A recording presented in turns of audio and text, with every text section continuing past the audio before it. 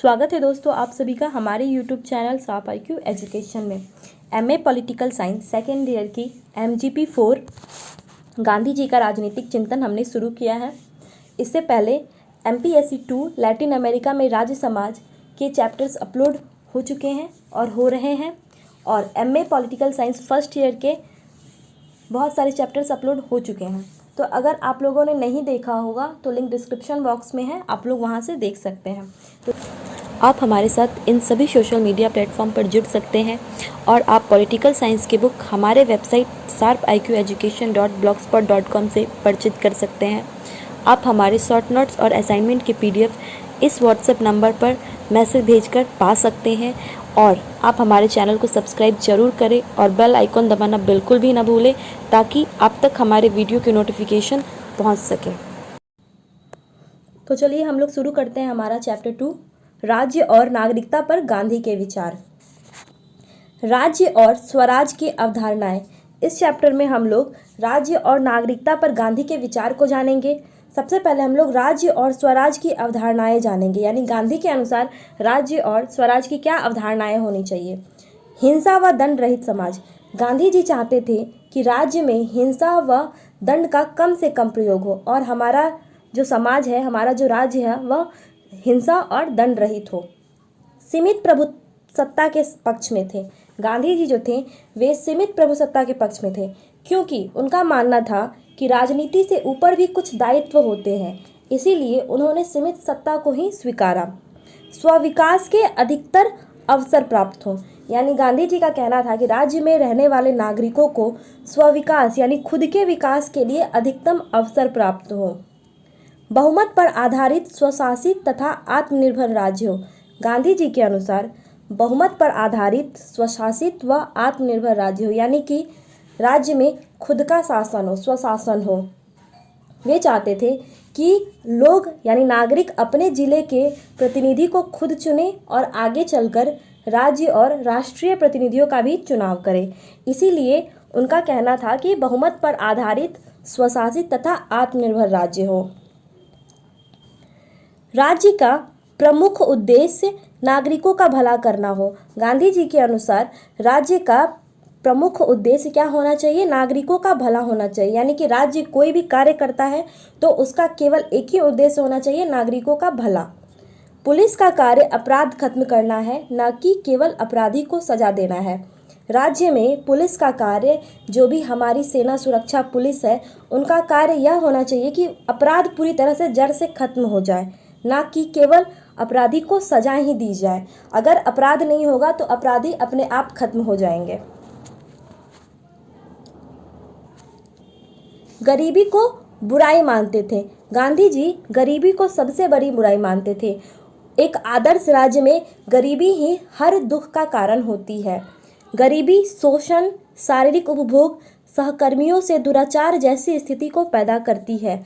गांधी जी यह कहते थे कि जो गरीबी है यही शोषण, शारीरिक उपभोग और सहकर्मियों से दुराचार जैसी स्थिति पैदा करती है। राज्य तथा नागरिकों के बीच गहन संबंध होना चाहिए।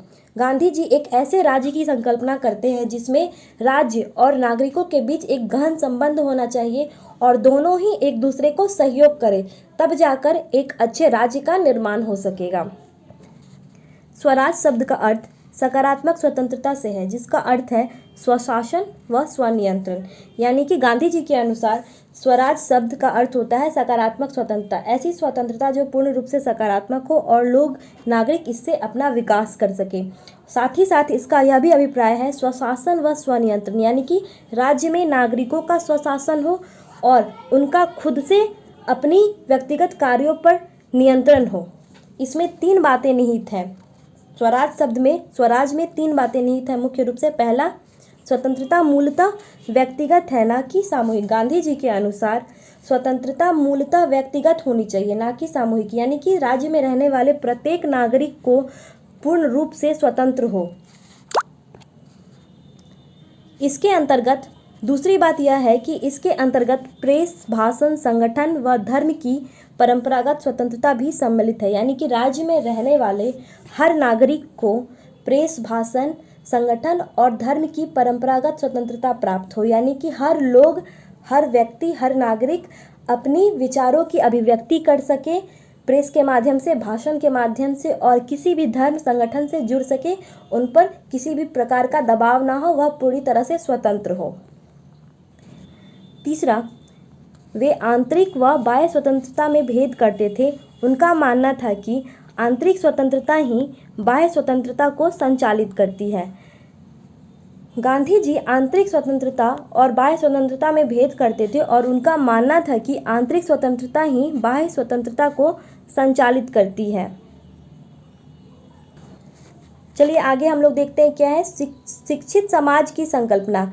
गांधी जी एक ऐसे समाज की संकल्पना करते थे जो पूर्ण रूप से शिक्षित हो। हर नागरिक, जो बच्चे हैं, वयस्क हैं, उनको शिक्षा प्राप्त हो, महिलाओं को हर प्रकार से शिक्षा प्राप्त हो, तब जाकर एक अच्छे आदर्श राज्य का निर्माण होगा। इसीलिए एक अच्छे आदर्श राज्य के लिए शिक्षित समाज का होना अत्यधिक आवश्यक है। अगर लोग शिक्षित होंगे तो अपने आप ही शोषण, वर्ग, जाति, विवाद ये सब खत्म हो जाएगा। स्वराज के 3 मूल स्तंभ। गांधी जी ने स्वराज के 3 मूल स्तंभ निर्धारित किए हैं जो कि इस प्रकार से हैं। पहला, हिंदू मुस्लिम एकता। शुरू से ही हमारे देश में, हमारे समाज में हिंदू मुस्लिम को लेकर विवाद चलता आया है और इस पर गांधी जी ने कहा कि हिंदू मुस्लिम एकता ही अच्छे राज्य की संकल्पना है। अगर एक अच्छे राज्य का निर्माण करना है तो सबसे पहले हिंदू मुस्लिम एकता का होना अत्यधिक आवश्यक है। दूसरा, अस्पृश्यता का अंत, यानी कि छुआछूत का अंत। एक अच्छे राज्य, एक आदर्श राज्य के लिए छुआछूत का खत्म होना अत्यधिक आवश्यक है। और इसके साथ साथ ही तीसरा मुख्य स्तंभ है ग्रामीण उत्थान।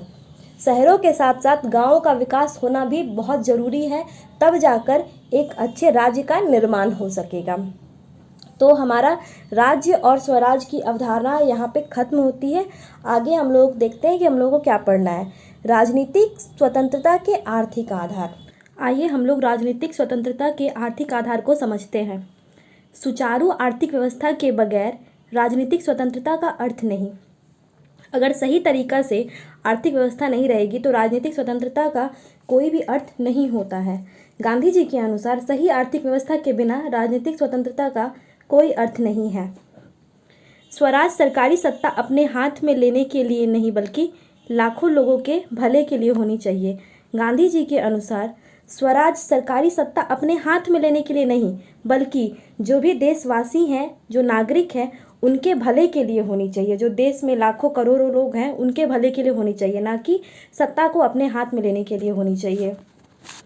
मेरे सपनों का स्वराज गरीब का स्वराज है। गांधी जी ने एक कथन कहा है, मेरे सपनों का स्वराज गरीब का स्वराज है, क्योंकि गांधी जी गरीबों पे विशेष जोर देते हैं। गांधी जी के अनुसार समाज में, राज्य में गरीब और अमीर के बीच खाई नहीं होनी चाहिए, क्योंकि अगर गरीबों का आप भला करेंगे तो वह अपने देश को, भारत को अपना देश समझेंगे और उसे विकास करने में, इसके अच्छे राज्य निर्माण करने में अपना पूर्ण भागीदारी देंगे। इसलिए उन्होंने कहा है, मेरे सपनों का स्वराज गरीब का स्वराज है। चलिए आगे देखते हैं। ग्रामों को स्वावलंबी होना चाहिए। गांधी जी ने कहा है कि जो गांव है उसको स्वावलंबी होना चाहिए, ग्रामों को स्वावलंबी होना चाहिए, वहाँ के लोग स्वावलंबी होने चाहिए। उनका कहना है कि भारतीय समाज का एक वृहद भाग गाँवों में रहता है, इसलिए गाँवों को स्वावलंबी होना चाहिए। भारतीय संदर्भ में स्वच्छता, शिक्षा और चिकित्सा सुविधाओं पर जोर देना चाहिए ताकि गांव व शहरों के बीच का अंतर खत्म हो सके। गांधी जी ने यह भी कहा है कि जो भारतीय संदर्भ में स्वच्छता, शिक्षा और चिकित्सा पर विशेष जोर देना चाहिए और इन तीनों पर विशेष जोर देने से, इसकी सुविधाओं को बढ़ाने से गांव और शहरों के बीच का अंतर समाप्त हो सकेगा, तभी एक आदर्श राज्य का निर्माण होगा। तो आज हम लोग इस टॉपिक को यहीं पे ख़त्म करते हैं। आगे के वीडियोस में हम लोग आगे के टॉपिक्स को पढ़ेंगे। तो आइए हम लोग समझते हैं कि आज हम लोगों ने क्या क्या टॉपिक कवर किया है। तो चैप्टर 2 का हमारा राज्य और स्वराज की अवधारणाओं को समझा है, उसके साथ साथ राजनीतिक स्वतंत्रता के आर्थिक आधार को समझा है। बाकी के टॉपिक्स हम लोग अगले वीडियो में कवर करेंगे, इसके लिए आप हमारे साथ बने रहिए। अगर आपको ये लेक्चर पसंद आता है तो please do subscribe our channel, like my videos and please share it to your friends. Thanks for watching this.